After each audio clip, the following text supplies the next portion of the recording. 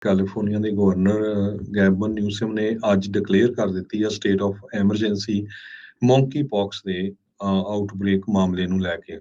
ਸਭ ਤੋਂ ਪਹਿਲਾਂ ਨਿਊਯਾਰਕ ਸਟੇਟ ਤੇ ਇਲੀਨੋਇਸ ਦੋ ਸਟੇਟਸ ਦੇ ਵਿੱਚ ਇਹ ਡੈਕਲੇਰੇਸ਼ਨ ਹੋ ਚੁੱਕੀ ਹੈਗੀ ਆ।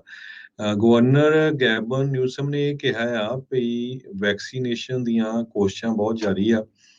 ਵੈਕਸੀਨੇਸ਼ਨ ਦੀ ਡਿਮਾਂਡ ਸਪਲਾਈ ਨਾਲੋਂ ਜ਼ਿਆਦਾ ਹੋ ਗਈ ਆ ਕੈਲੀਫੋਰਨੀਆ ਦੇ ਵਿੱਚ। ਸੋ ਕਾਫੀ ਕੇਸ ਜੋ ਇਸ ਨਵੀਂ ਜੋ ਮੌਂਕੀ ਪੌਕਸ ਦੀ ਬਿਮਾਰੀ ਆਈ ਆ ਉਹਦੇ ਕੈਲੀਫੋਰਨੀਆ ਦੇ ਵਿੱਚ ਵਧੇ ਹੈਗੇ ਆ। Staff at sexual health clinics ਦੇ ਵਿੱਚ ਇਹ ਕਹਿ ਰਿਹਾ ਵੀ ਅਸੀਂ ਕੋਸ਼ਿਸ਼ ਕਰ ਰਹੇ ਹਾਂ ਵੀ ਵੱਧ ਤੋਂ ਵੱਧ ਲੋਕਾਂ ਨੂੰ ਅਟੈਂਡ ਕੀਤਾ ਜਾ ਸਕੇ। ਕੈਲੀਫੋਰਨੀਆ ਨੇ ਆਪਣੇ ਪਰਸਨਲ ਜੋ ਐਮਰਜੈਂਸੀ ਮੈਡੀਕਲ ਸਰਵਿਸਿਜ਼ ਵਾਲੇ ਆ ਉਹਨਾਂ ਨੂੰ ਮੌਂਕੀ ਪੌਕਸ ਵੈਕਸੀਨ ਲਾਈਨ ਦੇ ਲਈ ਸ਼ੁਰੂ ਕਰ ਦਿੱਤਾ ਹੈਗਾ ਵੀ ਤਾਂ ਕਿ ਉੱਥੇ ਵੱਧ ਤੋਂ ਵੱਧ ਵੈਕਸੀਨ ਲਾਏ ਜਾਣ। ਸੋ ਇਹ ਕੈਲੀਫੋਰਨੀਆ ਦੀ ਸਿਚੁਏਸ਼ਨ ਮੌਂਕੀ ਪੌਕਸ ਦੇ ਮਾਮਲੇ ਦੇ ਵਿੱਚ ਕਾਫੀ ਬੈਡ ਹੁੰਦੀ ਜਾ ਰਹੀ ਹੈ। ਜੀ ਬਿਲਕੁਲ, ਵੱਡੇ ਸ਼ਹਿਰਾਂ ਦੇ ਵਿੱਚ ਇਸ ਦਾ ਫੈਲਾਅ ਜਿਹੜਾ ਹੈ ਉਹ ਇਸ ਟਾਈਮ ਵਧਿਆ ਪਿਆ ਆ।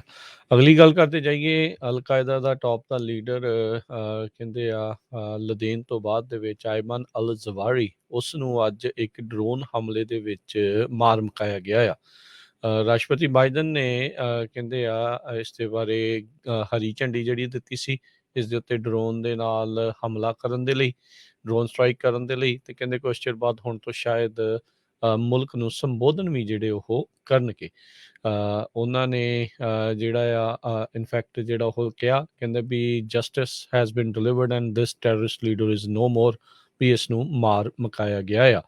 11 ਸਤੰਬਰ 2001 ਦੇ ਵਿੱਚ ਜਦ ਨਿਊਯਾਰਕ ਦੇ ਟਵਿਨ ਟਾਵਰਸ ਦੇ ਉੱਤੇ ਹਮਲਾ ਕੀਤਾ ਗਿਆ ਸੀਗਾ, ਉਸ ਦੇ ਕਹਿੰਦੇ ਵੀ ਪਲਾਟਰਸ ਦੇ ਵਿੱਚ ਸਾਜ਼ਿਸ਼ ਘਾੜਿਆਂ ਦੇ ਵਿੱਚ ਇਸ ਦਾ ਨਾਮ ਆਉਂਦਾ ਸੀਗਾ।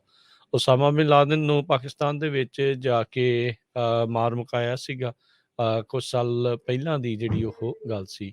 ਅਫਗਾਨਿਸਤਾਨ ਤੋਂ ਪਿਛਲੇ ਸਾਲ ਦੇ ਵਿੱਚ ਹੀ ਅਮਰੀਕਾ ਦੇ ਫੌਜੀਆਂ ਨੂੰ ਵਾਪਸ ਜਿਹੜਾ ਆ ਉਹ ਸੱਦਿਆ ਗਿਆ ਸੀਗਾ, ਅਤੇ ਹੁਣ ਇੱਕ ਡਰੋਨ ਹਮਲੇ ਦੇ ਵਿੱਚ ਕਹਿੰਦੇ ਆ ਵੀ ਕਾਬੁਲ ਦੇ ਵਿੱਚ ਹੀ ਇਹ ਹਮਲਾ ਕੀਤਾ ਗਿਆ ਸੀਗਾ ਡਾਊਨਟਾਊਨ ਦੇ ਵਿੱਚ, ਅਤੇ ਉੱਥੇ 21 ਸਾਲਾਂ ਦੀ ਜਿਹੜੀ ਮੈਨ ਹੰਟ ਤੋਂ ਬਾਅਦ ਦੇ ਵਿੱਚ ਇਸ ਨੂੰ ਮਾਰ ਮੁਕਾਇਆ ਗਿਆ ਆ। ਸੋ ਬਿਨ ਲਾਦਨ ਤੋਂ ਬਾਅਦ ਦੇ ਵਿੱਚ ਇਹੀ ਇੱਕ ਵੱਡਾ ਲੀਡਰ ਅਲ-ਕਾਇਦਾ ਦਾ ਜਿਹੜਾ ਉਹ ਦੇਖਿਆ ਜਾਂਦਾ ਸੀਗਾ। US ਨੇ ਦਾਅਵਾ ਕੀਤਾ ਆ ਵੀ ਤਾਲਿਬਾਨ ਨੇ ਅਲ-ਜ਼ਵਾਰੀ ਨੂੰ ਮੁਲਕ ਦੇ ਵਿੱਚ ਆਉਣ ਦੇ ਕਰਕੇ ਜਿਹੜੀ ਉਹਨਾਂ ਦੇ ਨਾਲ ਸਮਝੌਤਾ ਹੋਇਆ ਸੀ ਉਸ ਦੀ ਪੀਸ ਐਗਰੀਮੈਂਟ ਦੀ ਉਲੰਘਣਾ ਜਿਹੜੀ ਉਹ ਕੀਤੀ ਆ। ਉੱਧਰ ਤਾਲਿਬਾਨ ਕਹਿੰਦਾ ਆ US ਨੇ ਜਿਹੜੀ ਹੈ ਇਸ ਪੀਸ ਐਗਰੀਮੈਂਟ ਦੀ ਉਹ ਉਲੰਘਣਾ ਕੀਤੀ ਆ ਇਹ ਡਰੋਨ ਦੇ ਨਾਲ ਹਮਲਾ ਜਿਹੜਾ ਉਹ ਕਰਕੇ। ਸੋ ਇੱਕ ਪਾਸੇ ਜਿਹੜੇ 9/11 ਦੇ ਹਮਲਾ ਸਾਜ਼ਿਸ਼ ਘਾੜਾਂ ਨੂੰ ਡਰੋਨ ਦੇ ਨਾਲ ਕਹਿੰਦੇ ਆ ਵੀ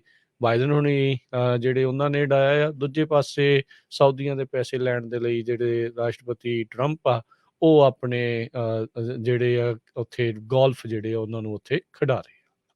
ਜੀ ਬਿਲਕੁਲ, ਸੋ ਇਹ ਇੱਕ ਬਹੁਤ ਵੱਡੀ ਸਕਸੈਸ ਬਾਈਡਨ ਐਡਮਿਨਿਸਟ੍ਰੇਸ਼ਨ ਨੇ ਪ੍ਰਾਪਤ ਕੀਤੀ ਆ।